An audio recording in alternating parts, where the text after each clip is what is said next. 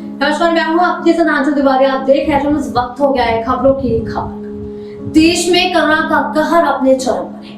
पहली दूसरी लहर से देश संभला भी नहीं है कि अब तीसरी लहर ने भी दस्तक दे दी है, क्योंकि जब पहली लहर आई थी तब जैसे तैसे करके स्थिति संभल गई थी, लेकिन जब दूसरी लहर आई तो सब कुछ चौपट होता नजर आ रहा था। मंजर इतना भयावह होगा किसी ने सोचा भी नहीं था, लेकिन एक ही झटके में सब खत्म होता नजर आ रहा था। लेकिन फिर भी किसी ने हिम्मत नहीं हारी, चाहे वो सरकार हो या आम जनता। मगर दूसरी लहर में 4 लाख लोगों की मौत हो जाएगी, लोग मुंह के मौत में समा जाएंगे, ऐसा भी किसी ने नहीं सोचा था। और इन सब के बीच लोगों का संघर्ष अभी भी लगातार जारी है, अपने और अपनों को बचाने।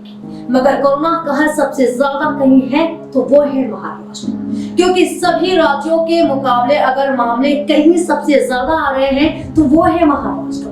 लेकिन समय रहते राज्य सरकार ने सतर्कता दिखाई और विपक्षी पार्टी और लोगों के लाख विरोध करने के बाद भी लॉकडाउन लगाने की घोषणा कर दी, जिसका अंजाम यह हुआ है कि समय रहते बढ़ते कोरोना के मामले पर लगाम लगाई जा सकी है और अब धीरे धीरे मामले भी कम हो रहे हैं, जो यही संकेत दे रहा है कि भले ही देश में वैक्सीन आ गई हो, लेकिन आज भी लॉकडाउन ही एकमात्र विकल्प बचा है कोरोना को रोकने के लिए, साथ ही साथ कोरोना से लोगों को बचाने के लिए।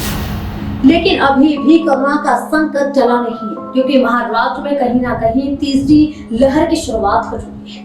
क्योंकि महाराष्ट्र के अहमदनगर में एक महीने में 9,928 अल्पवयस्क 18 साल से कम उम्र के लोग कोरोना पॉजिटिव पाए गए। बच्चों में कोरोना का इतना बड़ा आंकड़ा सामने आने के बाद महाराष्ट्र में तीसरी लहर के आगमन की आशंका भी जताई जा रही है।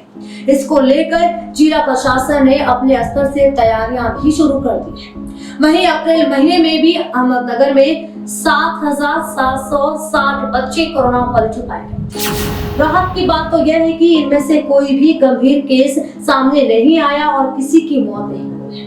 इनमें से ज्यादातर हल्के लक्षणों वाले मरीज होने की वजह से रिकवर भी हो गए। फिलहाल कुछ बच्चों का इलाज चल रहा है, जिनकी हालत में तेजी से सुधार भी हो रहा है। जिला प्रशासन ने संकट को ध्यान में रखते हुए तत्परता दिखाते हुए टास्क फोर्स का गठन भी किया है। साथ ही जिलाधिकारी ने जिला अस्पताल में कोरोना संक्रमित बच्चों के लिए स्पेशल वार्ड तैयार करने का भी आदेश दे दिया है, जिससे अगर तीसरी लहर आती भी है तो उस पर लगाम लगाई जा सके और बच्चों को संक्रमित होने से बचाया जा सके। बता दें कि अहमदनगर में लगभग सभी उम्र के लोगों में पॉजिटिविटी रेट काफी बढ़ गई है। बच्चों में पॉजिटिविटी रेट बढ़ने की अहम वजह है, यानी जिस तादाद में बाकी उम्र के लोगों में कोरोना का संक्रमण बढ़ रहा है, उसी अनुपात में बच्चों में भी कोरोना संक्रमण लगातार बढ़ रहा है।